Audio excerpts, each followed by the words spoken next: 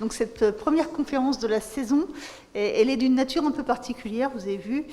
Il y a un lien fort avec le quotidien qu'on vit depuis quelques mois. Alors l'idée de cette conférence, elle plonge ses racines dans ce qui s'est passé au mois de juillet, après l'annonce du pass sanitaire. Vous avez vu qu'il y a eu un certain nombre de réactions, sous forme de manifestations notamment, mais pas que. Et notamment, et moi je situe ça assez précisément dans la semaine du 14 juillet. La semaine du 14 juillet, c'est aussi la semaine qui précède le dimanche où on commémore les crimes racistes antisémites de l'État français. Et dans le Rhône, la cérémonie est organisée ici même dans la cour. Dans cette semaine-là, on a vu fleurir, si on peut dire, un certain nombre d'étoiles jaunes sur les poitrines de certains manifestants. Et au musée, on a été contactés par des journalistes qui écrivaient des papiers, qui faisaient des vrais parallèles entre la politique sanitaire du gouvernement et la politique antisémite de l'État français, et qui cherchaient des références historiques pour étayer leur thèse. Ça m'a plus que troublée. Et j'ai été très réconfortée quelques semaines après de lire dans Le Monde l'article publié par Tal Brutman qui remettait un peu les choses en place en expliquant ce que c'était que ce nouvel antisémitisme. Était-il nouveau d'ailleurs? On va voir, Tal. Et donc quand on a construit la programmation de saison, on s'est dit que pour commencer, c'était peut-être bien de revenir là-dessus. Et puis plus largement de se demander pourquoi la Deuxième Guerre mondiale elle prend tant de place dans le champ politique, dans le champ social aussi. Ça peut être plus positif, hein. Il y a beaucoup de références au CNR dans les manifestations pour défendre la retraite, par exemple.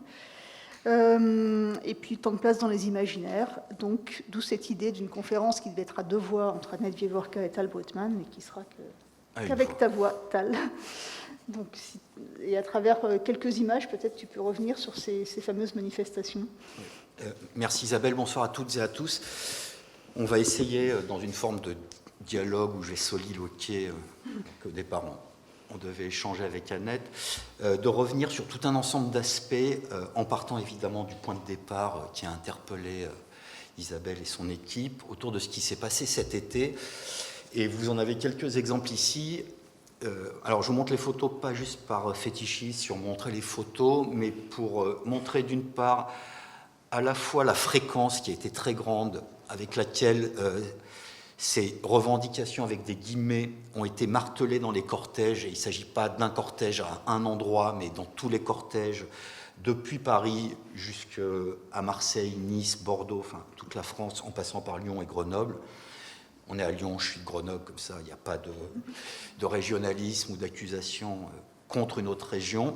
Et avec un martèlement qui peut être décliné sous plusieurs modes. Donc, premier mode, l'assimilation du pass sanitaire. Vous voyez l'imagerie qui est convoquée, ou alors les jeux de mots avec donc pass, les deux S deviennent des runes de la SS, où sanitaire devient nazitaire. Enfin, c'est très fin, évidemment, le recours à la croix gammée ou alors d'autres symboles. Et puis, on a vu fleurir tout un ensemble d'images qui aussi s'ancrent, et c'est très important, alors je vais vous le montrer à travers différents exemples, mais s'ancrent aussi dans certaines formes de culture populaire. Alors, je ne sais pas si vous aviez déjà vu cette affiche qui avait défrayé la chronique, et justement, l'homme qui, à l'origine de l'affiche, a été condamné par le tribunal correctionnel de Nice, il me semble, ou, enfin, je ne veux pas dire d'ânerie, mais l'affiche qui est évidente dans ce que vous pouvez en voir, la transformation du président de la République en Adolf Hitler, avec en plus la reprise des codes couleurs, mais il y a aussi un autre élément qui est éventuellement plus subtil, qui s'ancre dans deux choses. Obéi, qui est la reprise de Obey, qui relève du street art pour aller très vite, qui est une inspiration elle-même d'un film des années 80 de Carpenter. Donc, il y a tout un pan qui ne parle pas uniquement, on va dire, à des gens qui connaissent l'histoire du nazisme, mais qui connaissent aussi d'autres cultures qui sont, on va dire, étrangères à des gens qui seraient ici, sans discriminer personne, mais qui parleraient à d'autres publics. Et évidemment, Isabelle l'a souligné, mais ça a été un des déclencheurs, sinon le déclencheur, la prolifération d'étoiles jaunes, avec des guillemets à étoiles jaunes, mais à des étoiles qui se revendiquent ouvertement comme « nous sommes les nouveaux juifs, nous sommes marqués », comme les juifs l'ont été pendant la Seconde Guerre mondiale. Et évidemment, on a eu l'apothéose avec la fameuse enseignante de Metz, future ex-enseignante visiblement, de Metz, avec sa pancarte qui est intéressante à décrypter quand même, parce qu'elle dit beaucoup de choses. Donc au centre, il y a le nouveau gimmick, enfin le nouveau mot d'ordre, mais qui des antisémites, très fin, puisqu'ils sont censés ne pas, comme ça, être passibles devant les tribunaux. Visiblement, ça a raté. Et puis toute cette liste de noms de gens. Alors, on va quand même les passer au crible. Fabius, Attali, Buzyn, Attal, Véran, BFM Drahi, c'est-à-dire le patron de BFM, Macron, Salomon, Soros, après, j'arrive pas à en lire un sur l'écran, BHL et Ferguson. Ce qui est très intéressant dans la structuration, évidemment Rothschild en haut, mais je garde Rothschild pour la fin. La structuration de la liste et les réactions, alors, les réactions dites normales ou, on va dire, démocratiques ont été scandalisées par le fait qu'on a une affiche ouvertement antisémite. L'extrême droite ou les antisémites, pour ne pas dire que l'extrême droite est antisémite, ce qu'elle est évidemment, mais y compris des élus du Rassemblement national, ont expliqué que ce n'était absolument pas antisémite. La preuve, il y a Macron et Véran. Donc il n'y a pas que des juifs. Et là, c'est très intéressant. Alors, on va continuer à se foutre de la gueule de l'extrême droite, il n'y a pas de raison de s'en priver, mais il y a un premier élément qui est fondamental, c'est que cette idée qu'on aurait une liste de juifs, elle est fausse. Personnellement, je ne suis pas allé demander à George Soros, même s'il a revendiqué le fait d'être juif, à Attali ou à Drahi s'ils sont juifs. C'est un présupposé. Ils le sont peut-être pas, on n'en sait rien, à moins de collecter leurs déclarations. Donc déjà, il y a cette idée que les juifs qui sont sur la liste sont des juifs. Moi, personnellement, je n'en sais fiche trop rien. Il faudrait aller leur demander. Ou alors, comme l'a fait Vichy en 1941, faire un recensement des juifs. Mais au-delà de ça, il n'y a aucun moyen de dire c'est une liste de juifs.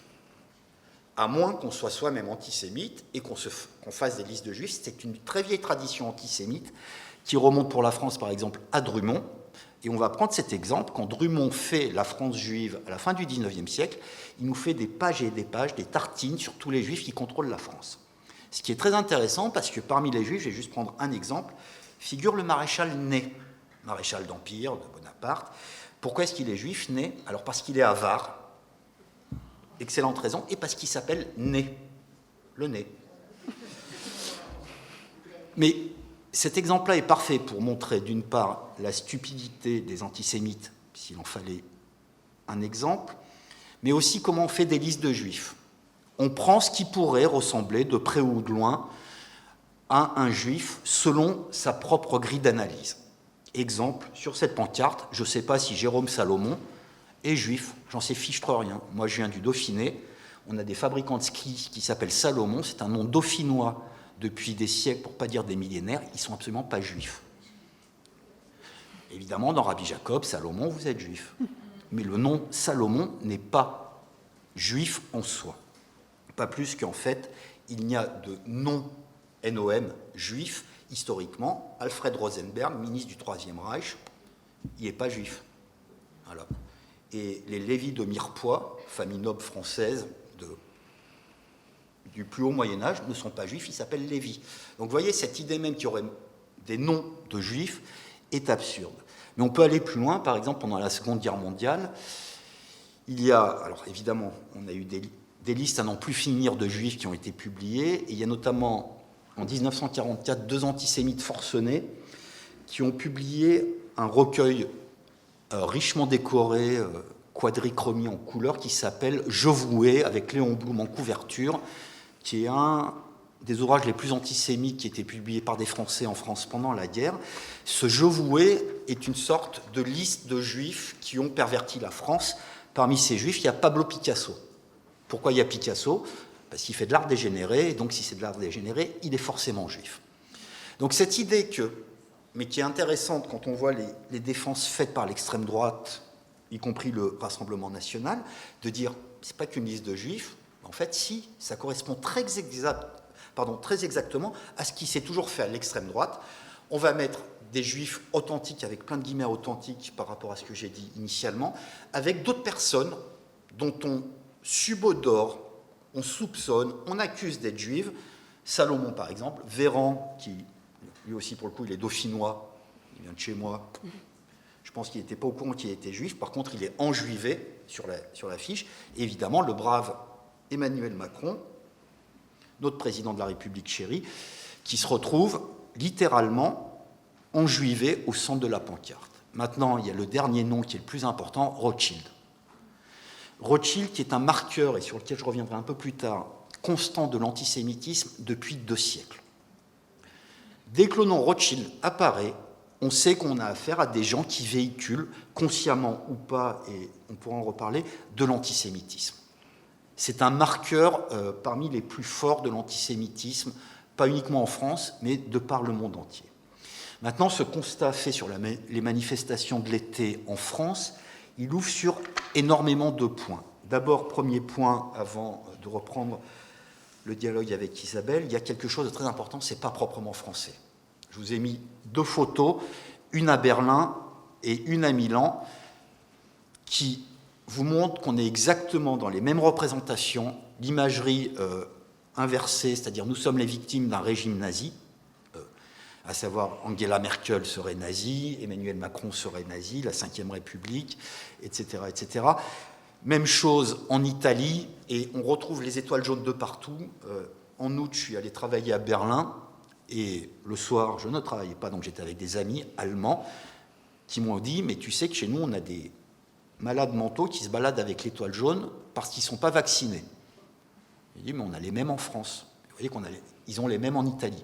Donc ce n'est pas un phénomène proprement franco-français, ce qui est à la fois rassurant et inquiétant. Rassurant, on n'est pas les seuls à être atteints par ça. Inquiétant, c'est assez généralisé. Donc, ce constat-là, il montre une chose, l'été 2021 a été un moment de cristallisation de slogans ancrés à la fois dans la Seconde Guerre mondiale, le nazisme et dans l'antisémitisme, et qui ont été virulents et extrêmement forts, pas qu'en France. Pas à la marge des manifestations, et on pourra revenir parce que ce n'est pas propre à ce moment-là, l'été 2021, ça circule en France depuis des années. Et je vais vous montrer quelques images, mais ça s'ancre aussi dans un moment particulier qui est celui de la pandémie, qui a été un immense déclencheur d'énormément de choses.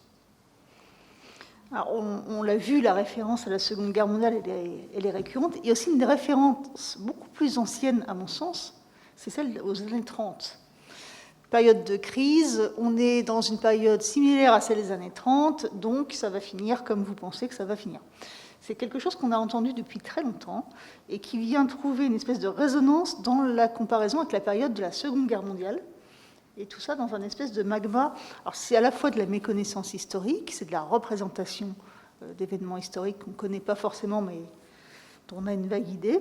Puis bon, il y a quand même une petite survivance d'idéologie pas très nette dans tout ça. Comment est-ce qu'on peut décortiquer tout ça ? Alors, ça ouvre sur une immense question sur laquelle on va s'appesantir un moment, mais qui est la centralité d'abord de la Seconde Guerre mondiale en France, mais pas que, la preuve, ce que vous voyez là. Et cette centralité, elle est fondamentale dans notre histoire en tant que Français pour tout un ensemble de raisons. Et d'autre part, il y a cette question récurrente des années 30 qui est martelée au moins depuis les années 80, voire depuis les années 70, avec c'est le retour des années 30. Alors, je le dis tout de suite, à un moment, effectivement, enfin, c'est comme quelqu'un qui a 20 ans vous dit qu'il va mourir et qui a 80 ans finit par mourir et vous dit au moment où il meurt, je vous l'avais dit que j'allais mourir. Donc, évidemment que ce martèlement des années 30 récurrent, à un moment, potentiellement, il peut se reproduire et on peut, aujourd'hui, par exemple, trouver des éléments qui rappellent cette période-là, notamment en ce qui concerne la virulence de la haine, d'une façon généralisée, contre les Juifs, les Arabes ou les musulmans, les Noirs. Pendant la pandémie, mais j'y vais revenir, il y a eu un moment de racisme très particulier contre les Asiatiques, qui ont été, pendant les premières semaines de la pandémie, rendus coupables, et pas qu'en France, mais en France, ça a été manifeste, de la prolifération de la pandémie. Donc, on a une explosion, et qui est patente y compris aujourd'hui, où le thème central de ce début de campagne, enfin de pré-campagne électorale, est mené par un homme d'extrême droite qui s'appelle Éric Zemmour et qui a au centre de son discours, c'est la question des musulmans. Donc, il n'y a jamais eu de mémoire, on va dire, post-Seconde Guerre mondiale, à moins que je me trompe et qu'il y ait un contre-exemple, il n'y a jamais eu un moment, jusqu'à aujourd'hui, où la question de la place d'une minorité ait été aussi importante dans le débat public. Et là aussi, ça ouvre énormément de choses à dire. Mais en cela, on peut dire, par exemple, qu'on se retrouve face à un phénomène qui est comparable à l'antisémitisme des années 30, sans pour autant faire un parallèle et en disant que ce qu'on est en train de voir est le parallèle des années 30, il n'en demeure pas moins que la virulence du discours, à la fois par certains orateurs ou polémistes, et même dans certains écrits, y compris publiés dans la presse, s'en rapproche, sans pour autant être identique, et j'insiste là-dessus. On n'est pas dans les années 30. On n'est pas dans les années 30, par exemple, parce qu'il n'y a pas de Troisième Reich, parce qu'il n'y a pas l'Italie fasciste, parce que la Ve République n'est pas la Troisième République, et on peut continuer à multiplier les exemples qui montrent qu'on n'est pas dans les années 30. En revanche, cette idée que les années 30 reviennent a été martelée en permanence, au moins depuis les années 80, régulièrement lors de scandales, et là, si on prend de l'histoire lyonnaise, au moment du procès Barbie, par exemple, il y a eu toute la vague de négationnistes qui a accompagné le procès Barbie, qui a ouvert un certain nombre à la fois de dénonciations publiques, notamment d'élus, et on est dans un lieu qui est directement lié à cette histoire des années 80-90. Enfin, je ne sépare pas Barbie de Touviers, parce que localement, ça forme vraiment quelque chose de très important. Mais déjà à l'époque, on parlait avec les négationnistes, c'est le retour des années 30. Puis dans les années 90, on a eu une multiplication de ça. Au début des années 2000, avec un renouveau de l'antisémitisme, les années 30 ont été reconvoquées. Et en fait, on peut balayer nos 40 dernières années facilement, peut-être même plus loin dans le temps, pour voir que les années 30 sont en permanence reconvoquées.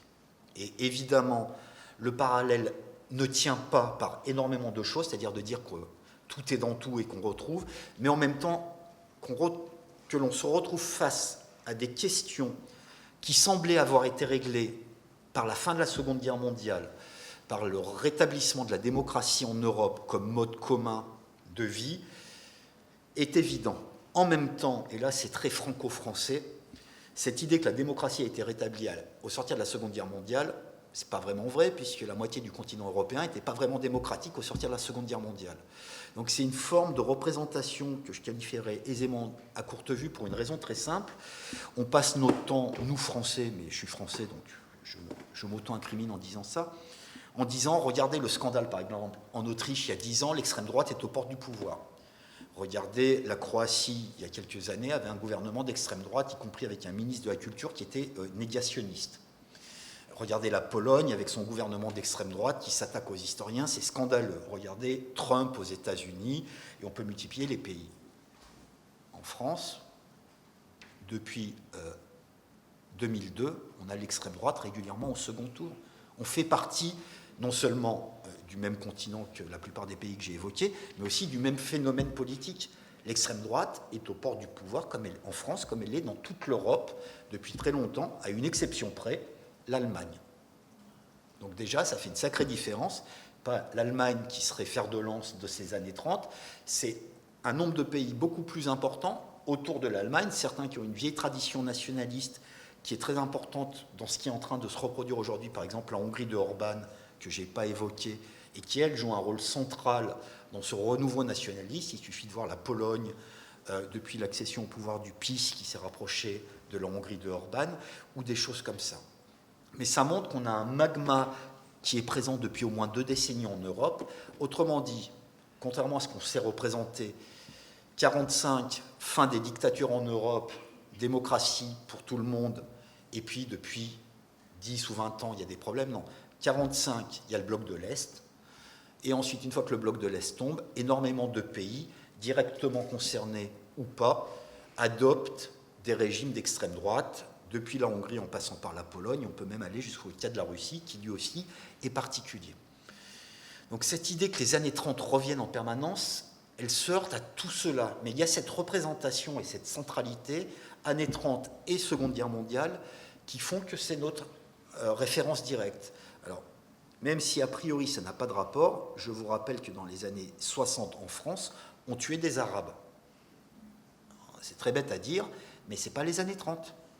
Dans les années 60, on tuait des gens appartenant à une minorité parce qu'ils appartenaient à cette minorité-là pour tout un ensemble de raisons, la guerre d'Algérie, donc l'OAS, voilà, ou alors pour des violences racistes, et ça n'a pas disparu, puisque dans les années 80 ou 90, il y a eu plusieurs assassinats ou meurtres sur des motifs racistes qui ont mobilisé l'opinion à l'époque, mais ça ne s'est pas arrêté. Régulièrement, si vous regardez les faits divers, il y a aussi ce type de crimes qui sont commis, alors pas fréquemment, mais ils existent. Donc il y a une forme de représentation où on aurait une matrice très datée au sens de chronologiquement identifiable et que tout se référerait à ça. Non, il y a des strates historiques, des strates politiques qui existent, certaines qui ont été politiquement réglées au sens où le politique, dans ce qu'il a de, on va dire, de noble, s'est élevé contre ce qui s'est passé durant la Seconde Guerre mondiale, et d'autres choses qui n'ont jamais été réglées. Quand je dis le politique s'est élevé contre, cette centralité dont on parle, elle est au cœur de la Constitution de la 5e et de la 4e République. Si vous lisez le préambule de la 4e repris par la 5e, il est écrit noir sur blanc que notre République se construit par opposition à ce qui s'est passé pendant la Seconde Guerre mondiale. Ce qui peut expliquer, par exemple, la convocation du CNR, à intervalles réguliers, et la revendication par certains politiques eux-mêmes de cet esprit de la résistance, dont on pourrait aussi juger que là, il y a une convocation de la résistance, mais au moins, elle est écrite dans notre Constitution, ce qui n'est pas rien.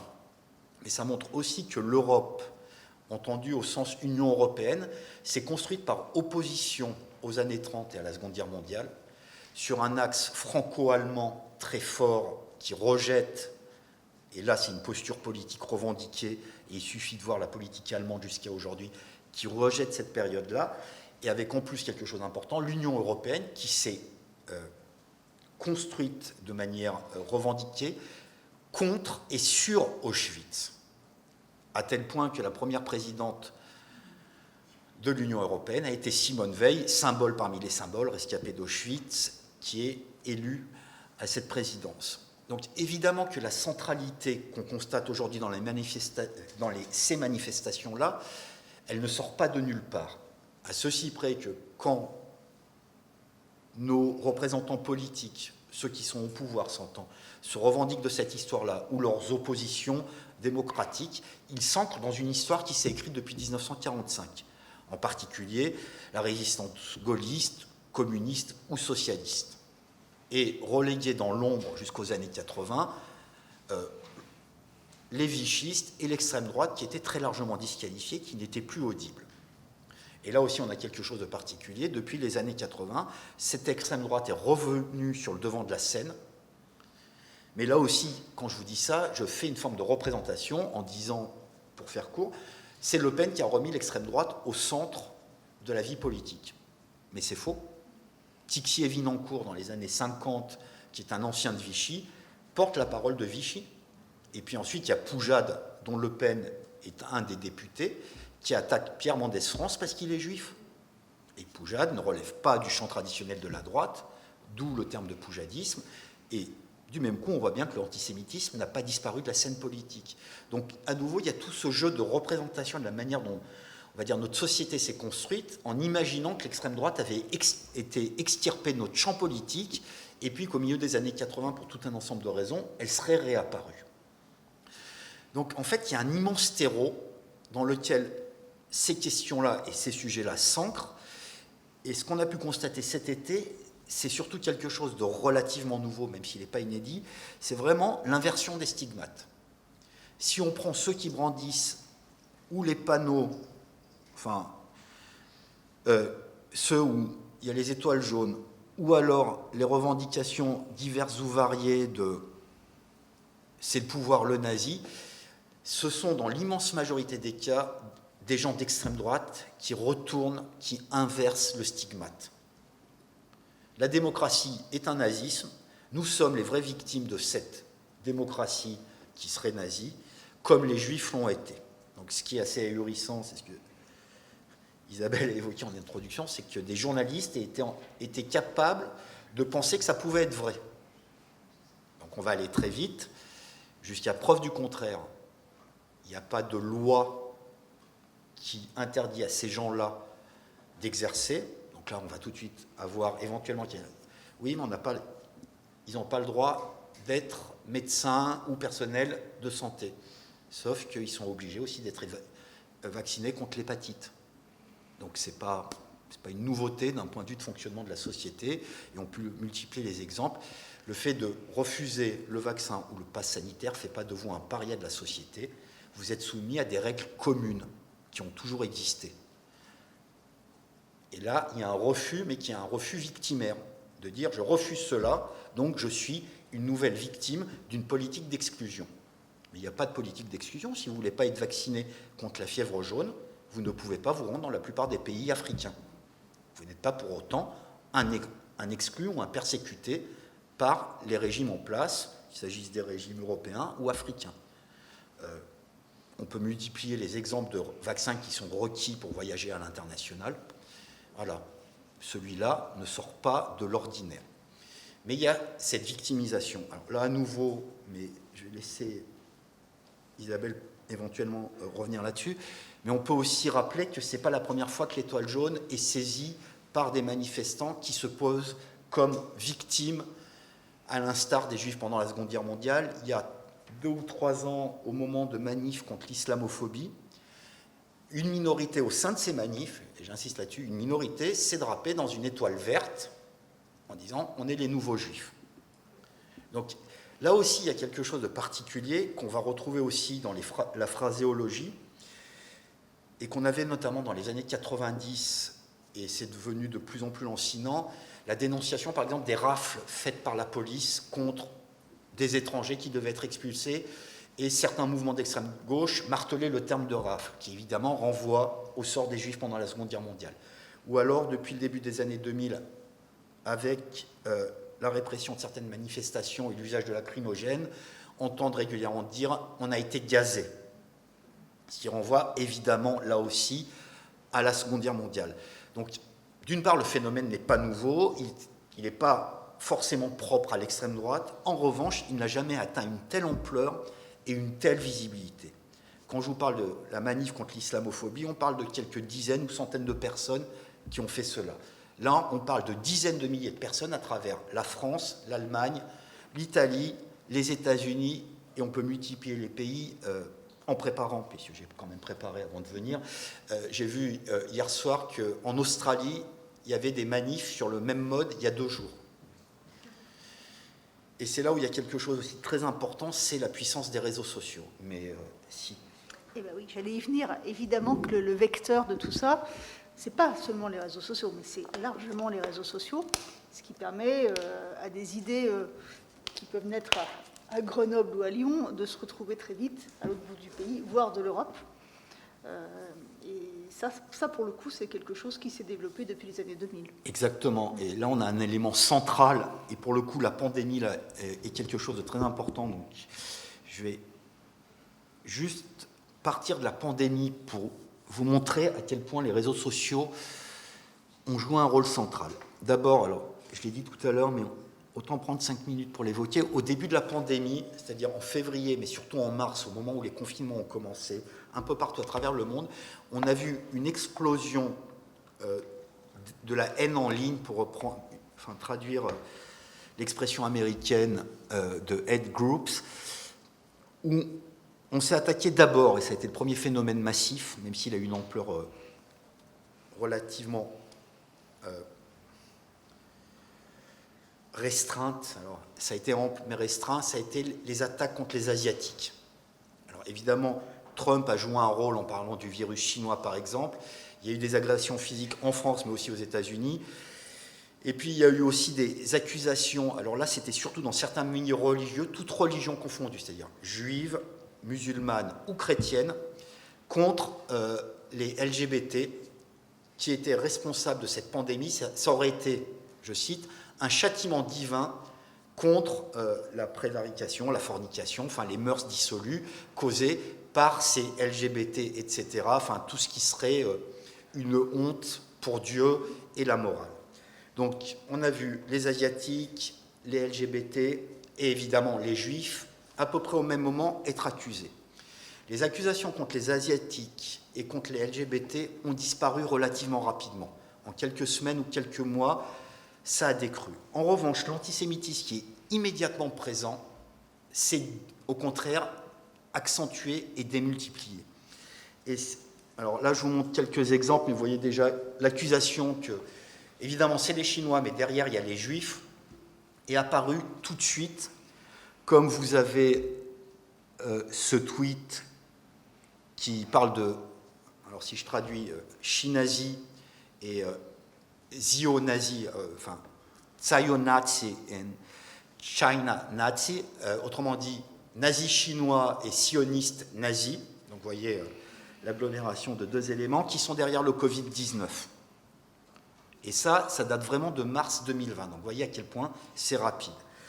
Puis on peut, alors on ne va pas y passer des heures, mais ça a été appelé de Jew flu, la grippe juive, aux États-Unis. Et évidemment, on a eu toute une déclinaison avec Soros qui revient. Alors Soros, on pourra peut-être en garder quelques minutes, mais je vous rappelle que la brave future ex-enseignante de Metz, sur sa pancarte, il y avait Soros. Georges Soros, alors milliardaire financier, mais aussi quelqu'un qui est très engagé depuis la chute du régime communiste à l'Est, qui finance énormément de fondations, est devenu depuis une vingtaine d'années la bête noire de l'extrême droite, voire d'une droite très dure, et il est accusé de tous les maux. Alors, par exemple, au moment de la victoire de Barack Obama, c'était parce que George Soros avait corrompu les Américains. Donc, le juif Soros corrompt les Américains, ensuite il a corrompu toute l'Europe. Et donc, vous voyez que Soros est convoqué aux États-Unis comme en France. Il n'a aucune activité en France à ma connaissance, mais ce n'est pas grave. Soros, c'est le nouveau Rothschild. Ou alors, vous voyez l'autre débile, enfin c'est un militant nazi aux États-Unis avec son panneau, donc caricature antisémite traditionnelle, tête de juif montée sur un rat, donc là, nazisme, sur fond de drapeau israélien, pour être bien sûr qu'on ne rate pas que c'est un juif, c'est aussi un israélien, et avec le slogan « La vraie peste ». Ce n'est pas le Covid, c'est les juifs. Et un petit dernier pour la route, avec David Duke, qui est, alors pour ceux qui ont vu le film de Spike Lee, Blacksman, Black Caca, Man, qui a vu le film ici? Je suis désolé. Ok. Bon, c'est un film, pour la majorité qui ne l'a pas vu, qui est tiré d'une histoire vraie, où un policier noir, alors c'est pas mal romancé, mais un policier noir aux États-Unis dans les années 70 réussit à infiltrer le Ku Klux Klan. Donc ça paraît dément, mais il a réussi à infiltrer le Ku Klux Klan. Et son interlocuteur à un moment, c'est le chef du Ku Klux Klan dans les années 70, qui est David Duke. Depuis les années 70, cet homme-là incarne l'extrême droite américaine la plus violente, c'est-à-dire le clan négationniste. Pour ceux qui ont lu Maus, Spiegelman a fait référence après la publication de Maus, parce qu'il y a eu le New York Times, alors je suis désolé, le New York Times, quand Maus est sorti, l'a classé dans ses best-sellers, mais pas parmi les essais, parmi les fictions. Et donc, Art Spiegelman a écrit au New York Times en disant « Je vous prie de décaler Maus de la colonne fiction à la colonne essai, parce que mon père, rescapé d'Auschwitz, n'a pas vécu une fiction, à moins que vous soyez d'accord avec David Duke. » Autrement dit, ce type-là. Et vous voyez que pendant la pandémie, ce type-là, qui roi de l'antisémitisme et du négationnisme, s'est fendu à nouveau d'une prise de parole publique à travers Twitter, donc rôle des réseaux sociaux, pour expliquer que c'était un coup des Juifs derrière l'apparition du virus, puisque forcément c'est les Juifs, et d'ailleurs, puisque l'Institut israélien de recherche sur les maladies avait expliqué au printemps 2020 qu'il pensait avoir trouvé un vaccin qu'il n'a jamais trouvé, c'était bien la preuve que les Juifs étaient derrière pour vendre le vaccin. Suivez la logique. Donc on peut dire un an plus tard que les Juifs ne sont pas derrière puisqu'ils n'ont pas trouvé le vaccin. Par contre, les Chinois, les Russes, et on peut décliner tous les pays qui l'ont trouvé, seraient donc, en reprenant cette logique derrière, alors qu'on est juste face à une maladie.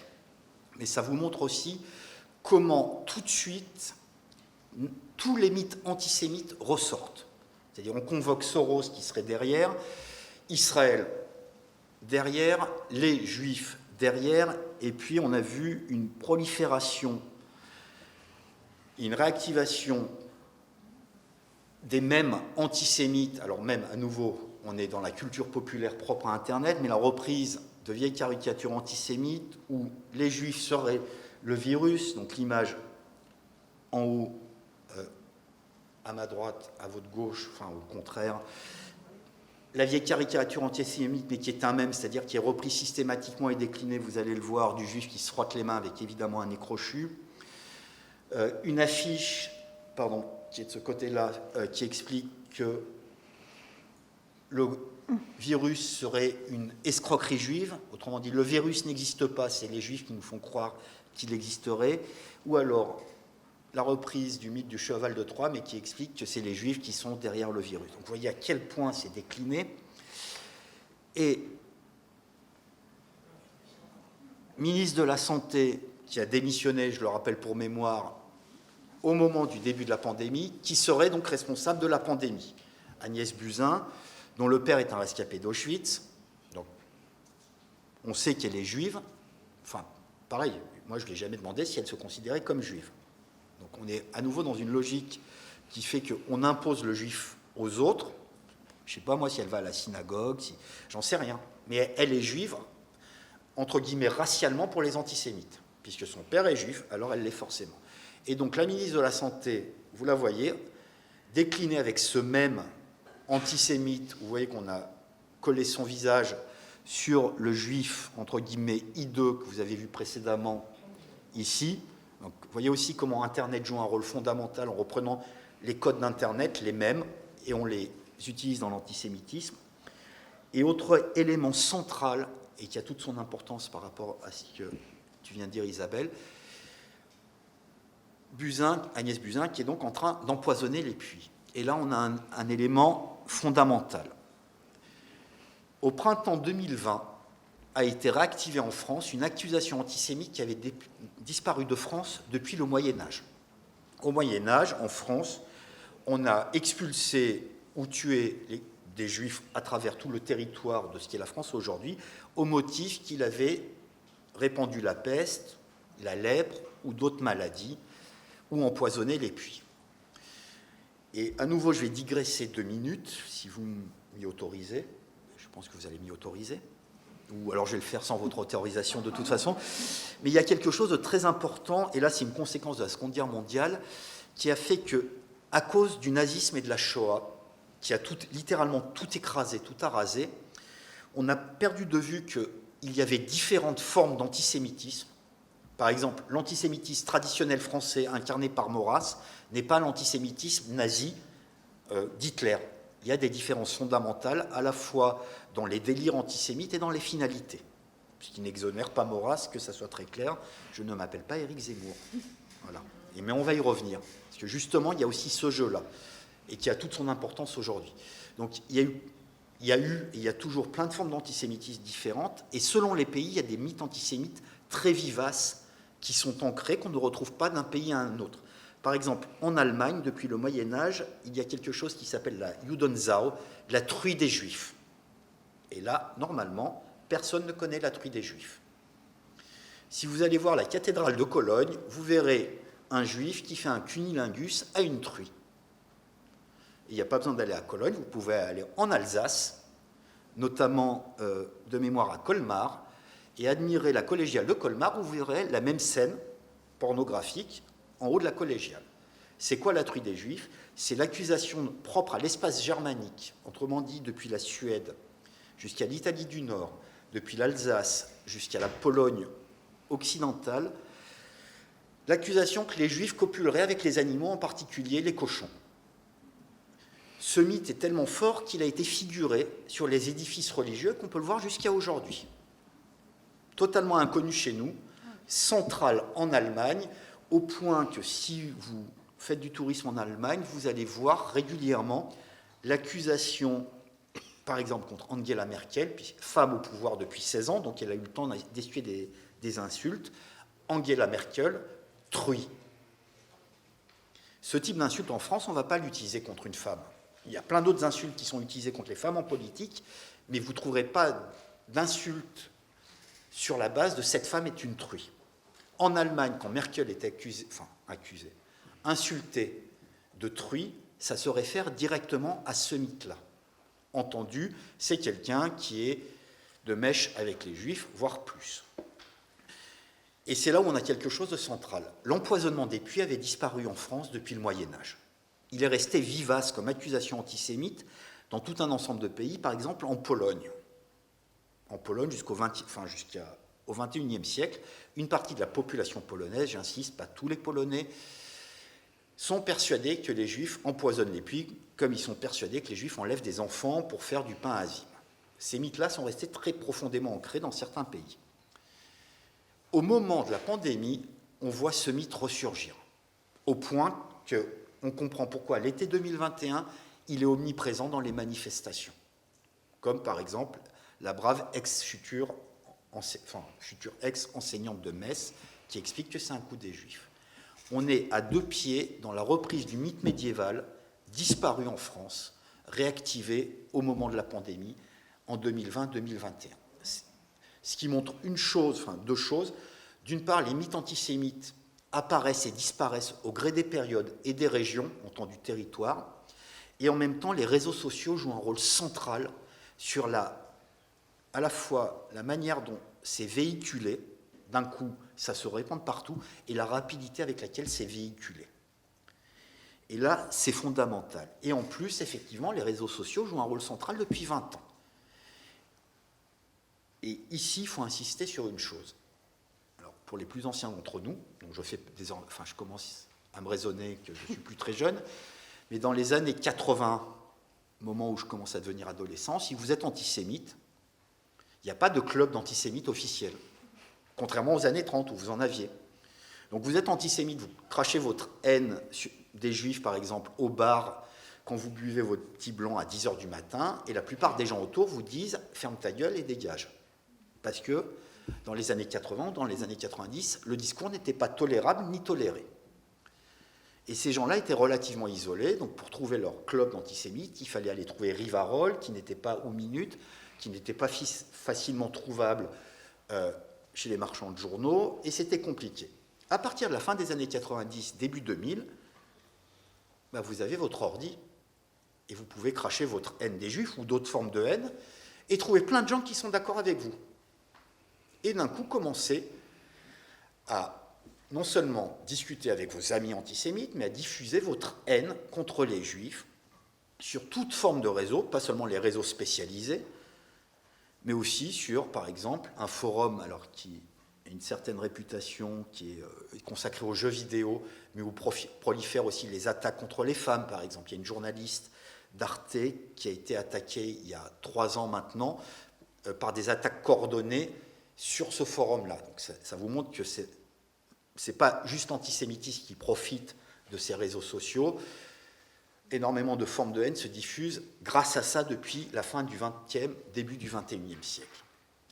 Ce qui explique aussi pourquoi depuis ce moment-là, on a un retour en France, pas uniquement sur la scène politique qui est incarnée par différentes figures, mais aussi au sein de l'opinion publique d'un antisémitisme de plus en plus virulent, qui est incarné au milieu des années 2000 par 2 personnes, Soral et Dieudonné, qui ont proliféré grâce à Internet, mais qui sont aussi rentrés en résonance avec tout un ensemble de gens, tous bords confondus.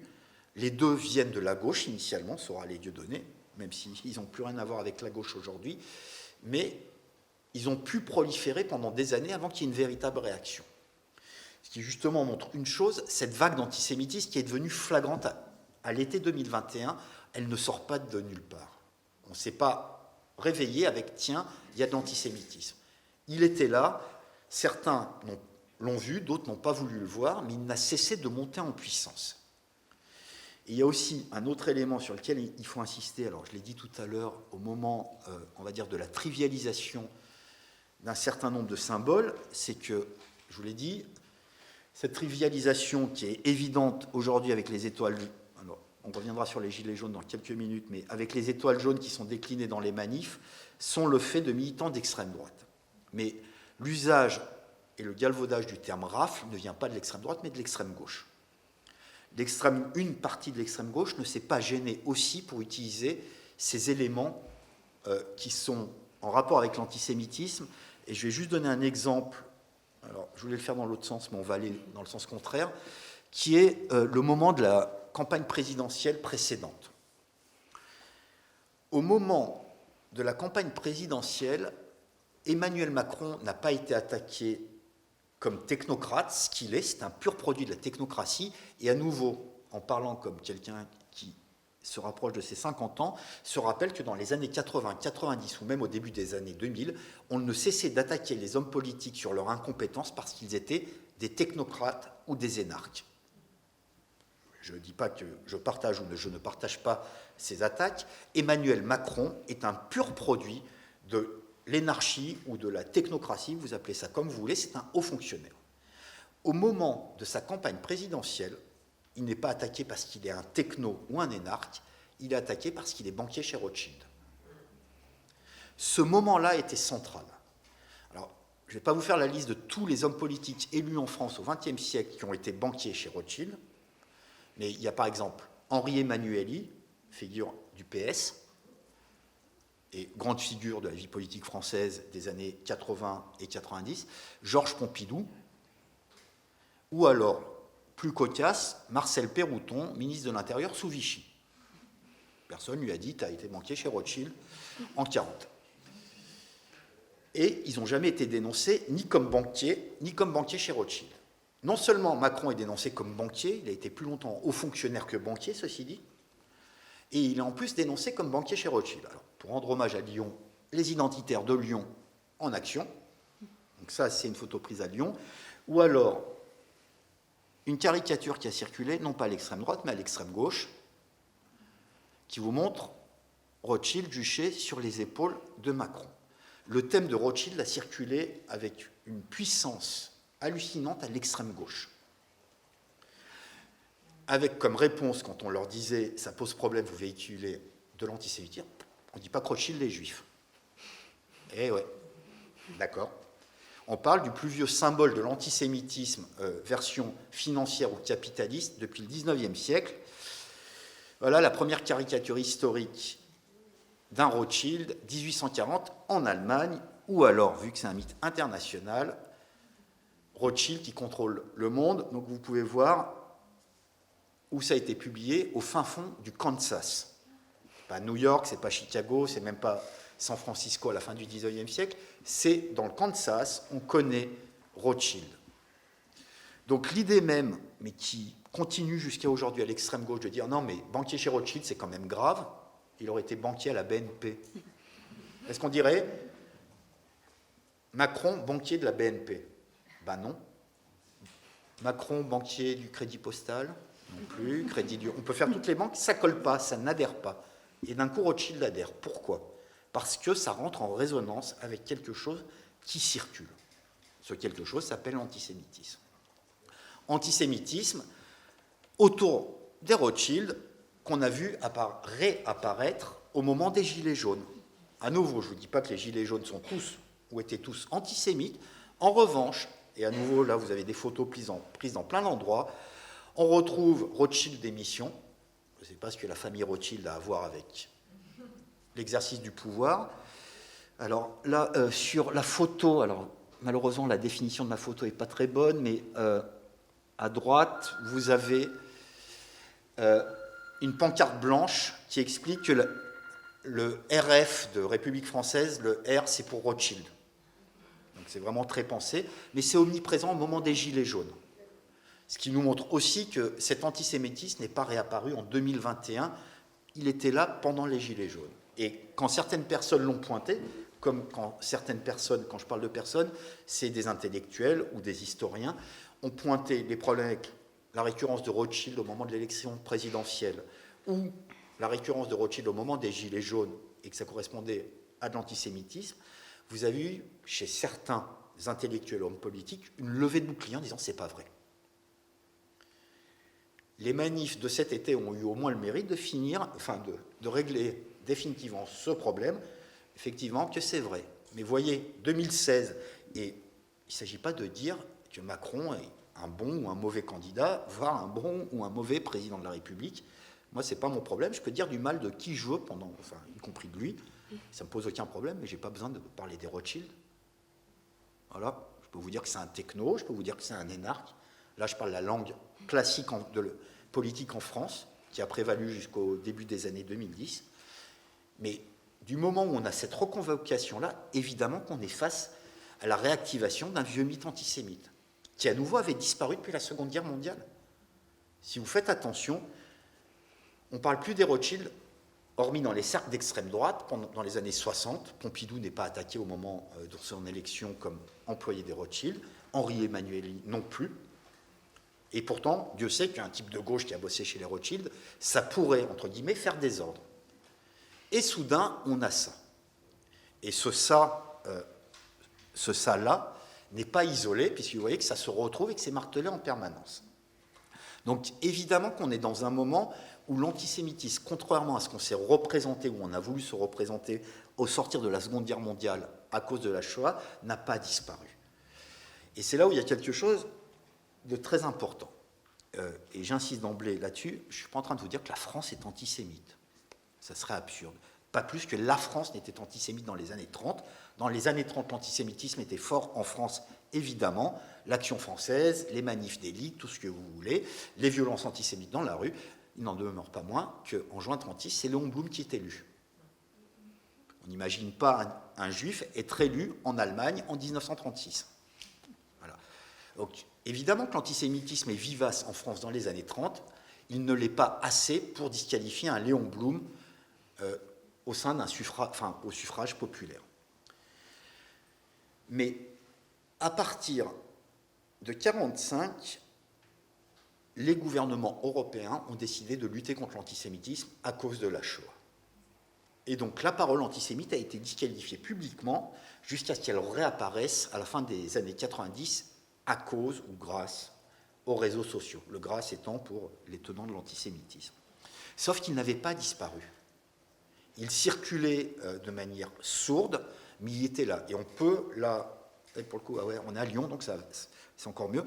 On peut baliser, j'ai évoqué Mendès France qui est attaqué, et il s'est présenté à Grenoble, par exemple, aux législatives à Grenoble, à la fin des années 50, il a été attaqué comme juif, avec des slogans peints contre les murs à Grenoble, en dénonçant Mendès France le juif. L'antisémitisme n'avait pas disparu.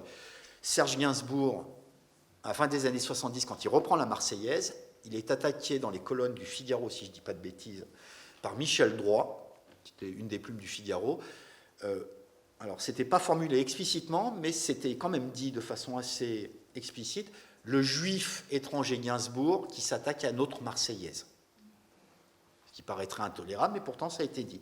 Ou alors, juste après, au même moment, un Premier ministre qui explique qu'il y a eu un attentat à Paris avec des Français innocents et des Israélites. Bon, il s'avère que ce Premier ministre a un pont qui a été baptisé à son nom à Lyon, voilà, tout ça. En 1981, il a expliqué qu'il avait fourché, et avant de décéder, et d'avoir un pont baptisé à son nom à Lyon, j'insiste, il a dit à la radio que non, en fait, il ne s'était pas trompé, qu'il avait donné le fond de sa pensée en 1981. Donc oui, Raymond Barre était un antisémite. Alors, je ne vous dis pas que c'est Adolf Hitler, je ne vous dis même pas que c'est Maurras.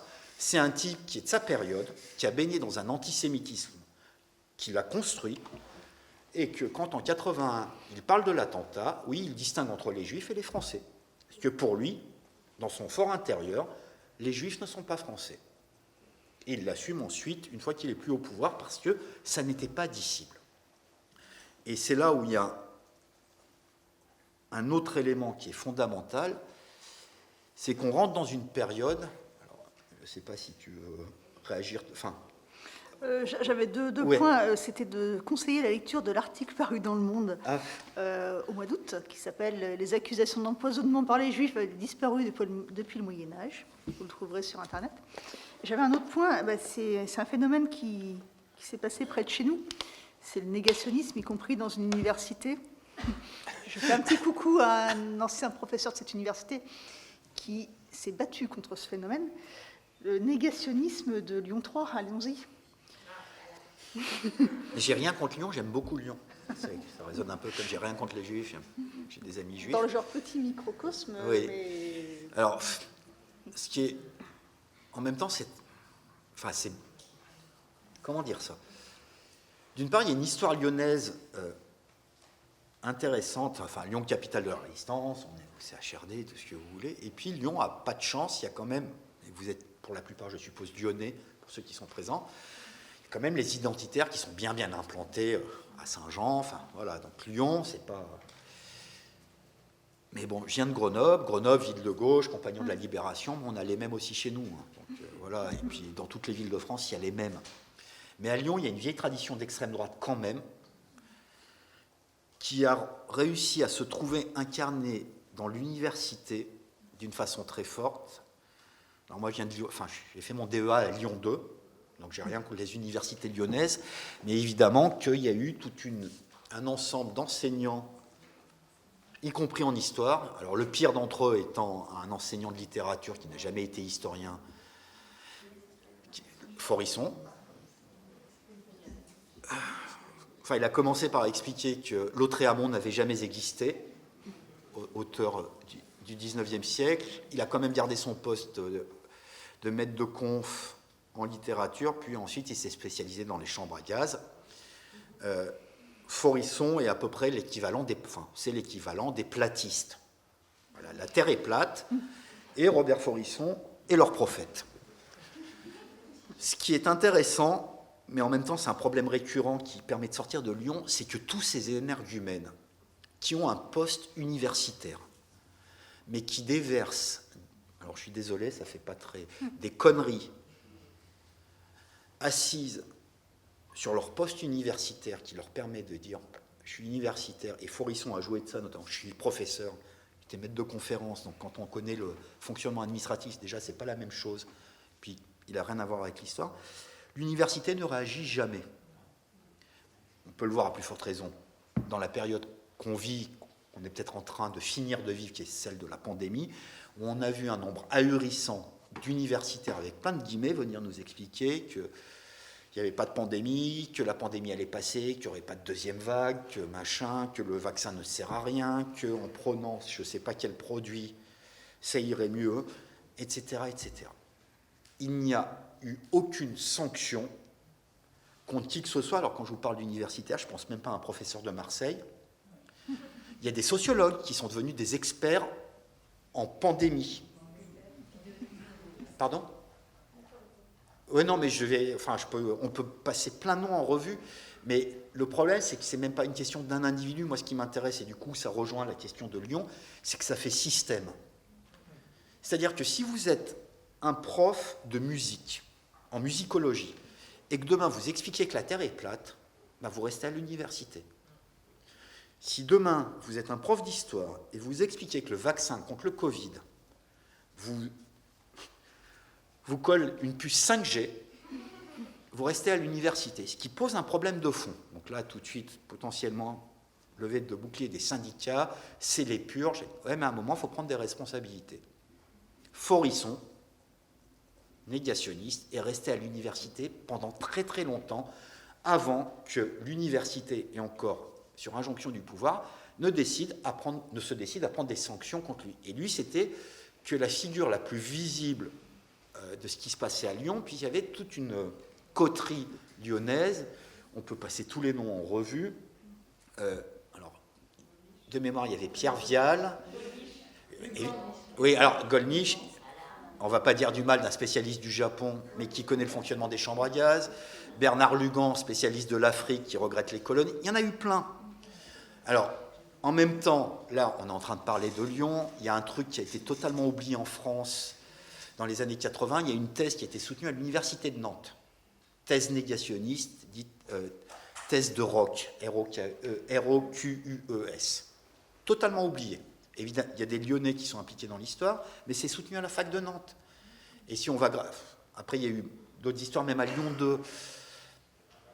En fait, la raison, et là on parle du négationnisme parce qu'on est au CHRD et qu'il y a plein de raisons d'en parler, Mais la pandémie a ceci d'intéressant, entre autres, de nous montrer que, vous voyez à quel point le discours totalement ascientifique, pour ne pas dire absurde, peut être tenu par des gens qui sont en poste scientifique avec plein de guillemets, qui leur donnent une assise en disant, on va prendre le cas d'un sociologue, moi je suis sociologue et je vais vous parler de taux de contamination.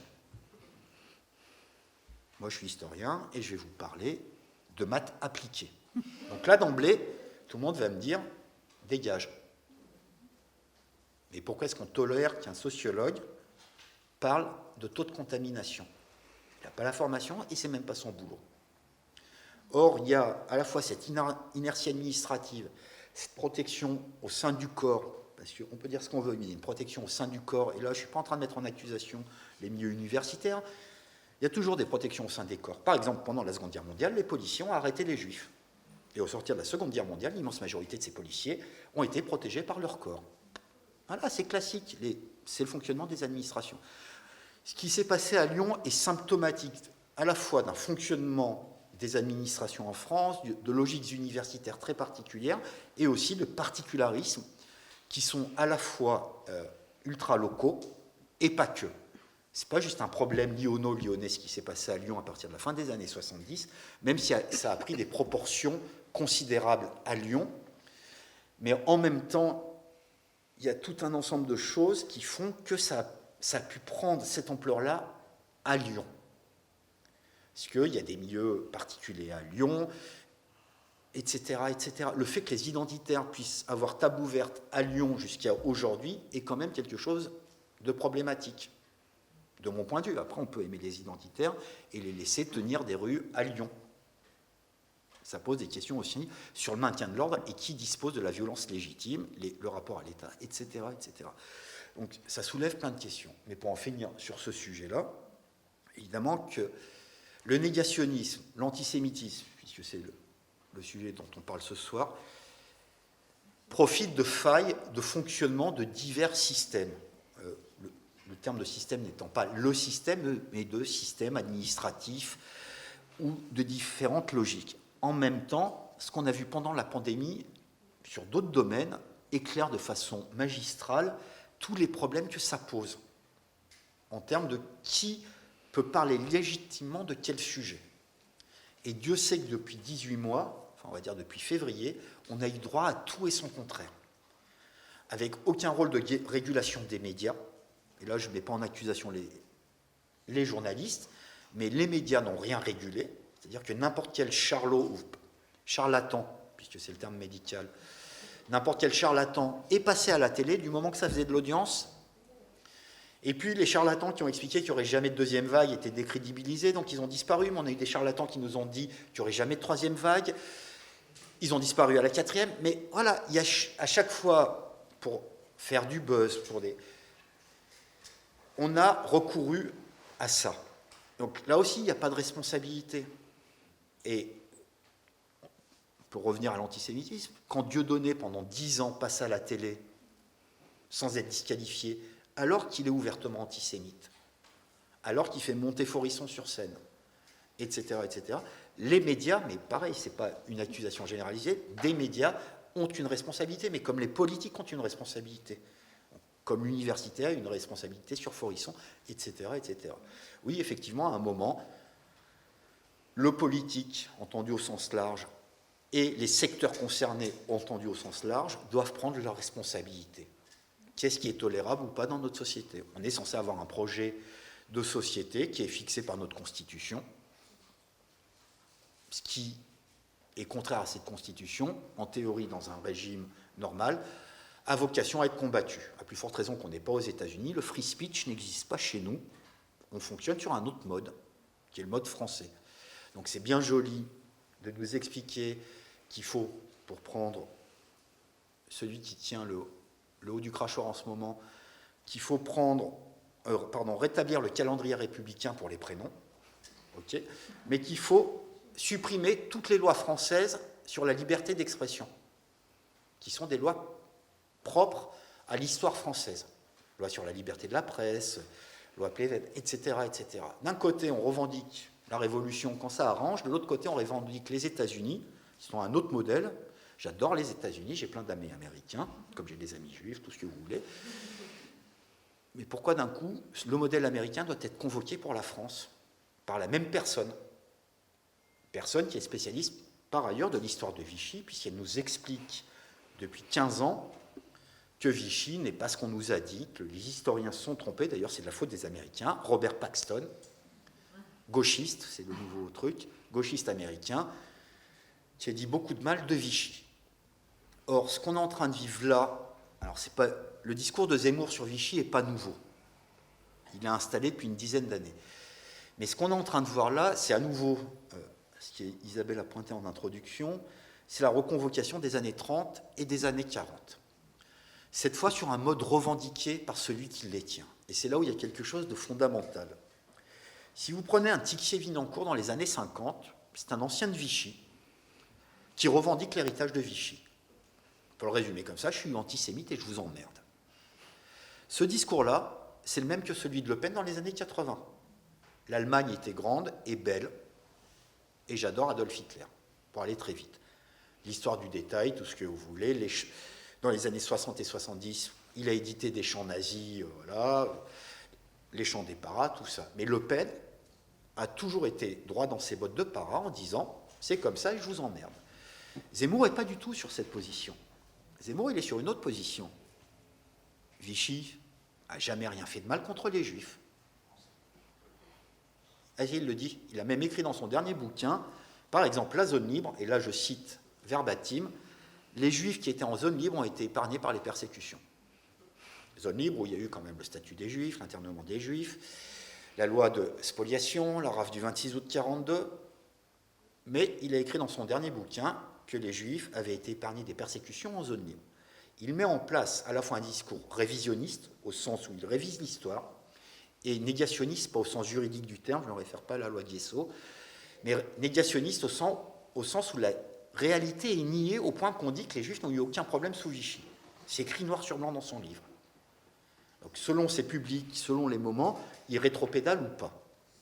Ce qui est important là, dans son discours, c'est que ça, contrairement à Tixier, d'autres ou Le Pen, il ne dit pas que Vichy et le nazisme, c'est bien. Il dit déjà, Vichy ou Maurras n'ont rien à voir avec le nazisme. Le nazisme, c'est très mal. Par contre, Maurras, grand français. Barrès, grand français. Et Vichy, incarnation, essence même de la France, n'a rien fait de mal et n'a aucune responsabilité dans la Shoah. Et donc, Vichy est tolérable, fréquentable. Et en fait, la droite a tort de se diviser, puisque Pétain a protégé les Juifs français et De Gaulle a combattu les Allemands. Unissons-nous. C'est ça la finalité du discours de Zemmour. Ce qui est intéressant, et là, c'est de l'analyse politique, mais qu'on peut voir de façon évidente,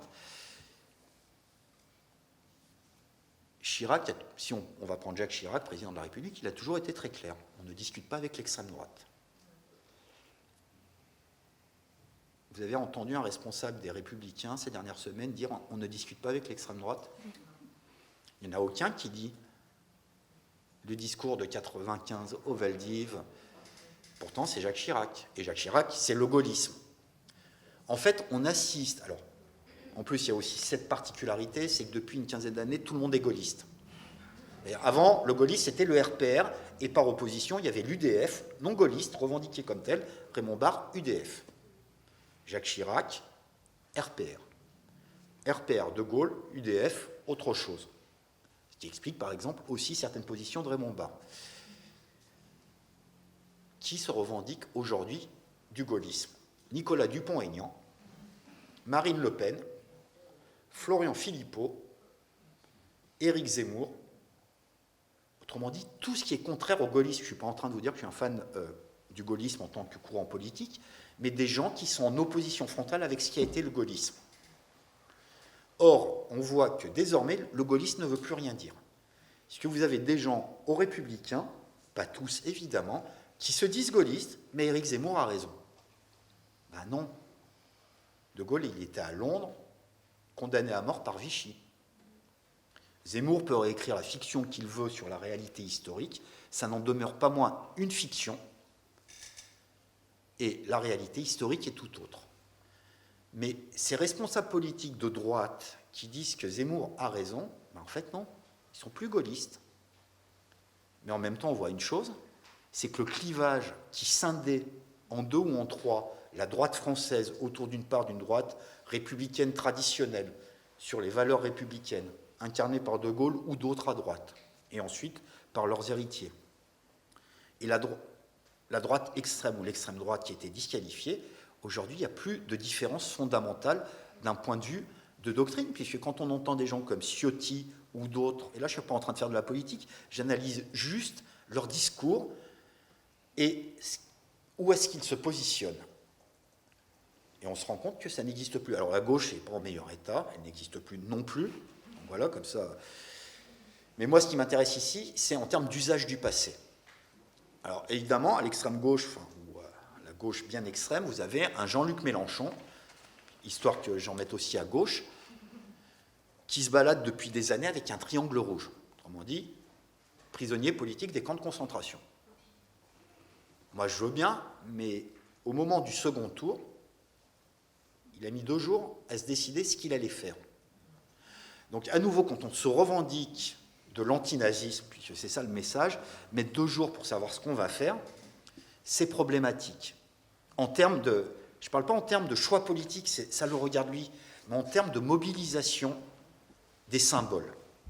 Quand on se positionne par rapport à la Seconde Guerre mondiale et au camp en disant « c'est l'antinazisme que j'incarne », bah, si tu incarnes l'antinazisme, quelle est ta position politique aujourd'hui? Voilà, c'est juste ça. Après, on peut discuter de l'appel ou pas de l'appel à voter pour un tel ou un tel au second tour, c'est autre chose. Mais c'est la convocation de symboles qui sont pourtant très largement dévoyés, et de manière constante depuis une vingtaine d'années. Autrement dit, on nous met le nazisme ou l'antinazisme à toutes les sauces, y compris, enfin, quand je dis nazisme ou antinazisme, c'est vichisme ou antivichisme aussi, y compris pour servir une relativisation du passé. Si Vichy n'est pas responsable dans la Shoah, évidemment que la responsabilité première, c'est les nazis, mais si Vichy n'a pas de responsabilité, si Vichy a protégé les juifs, alors Vichy n'est pas mal, et alors l'extrême droite, bah, c'est pas mal. Et donc, il y a qu'on nous, enfin, entendu dans la logique de celui-là, Éric Zemmour, l'extrême droite n'est pas antisémite, elle est fréquentable, on peut taper sur les Arabes ou les musulmans, parce que ce n'est pas toujours très clair non plus, il y a une confusion, bref. Mais vous voyez à quel point ces années 30 et la Seconde Guerre mondiale sont centraux dans la recomposition permanente, en fait, du panorama politique en France, pas depuis 5 ans ou 10 ans ou 20 ans, c'est au centre de la vie politique pour une raison très simple, on est censé s'être construit contre les résultats de la Seconde Guerre mondiale. Eh bien, en t'écoutant, je me disais que le métier de conservateur de musée, médiateur, autrice, enseignant, je pense qu'il y en a pas mal ici, c'est pas facile hein, quand même, parce que ce qui peut armer les jeunes, mais aussi tout le monde, c'est comme la connaissance historique, la connaissance des faits, ce qui n'est pas facile à transmettre parce qu'il y a quand même tout ce prisme des représentations. Et puis, qu'en face de nous, on a ces fameux réseaux sociaux et autres qui sont beaucoup plus rigolos à regarder qu'à suivre une visite commentée ou un cours d'histoire. Mais voilà, je pense que grâce à l'analyse que tu viens de nous livrer, quand même, on ressort un peu mieux armé, même si la tâche, elle est lourde. Hein. Merci beaucoup de votre attention. Merci.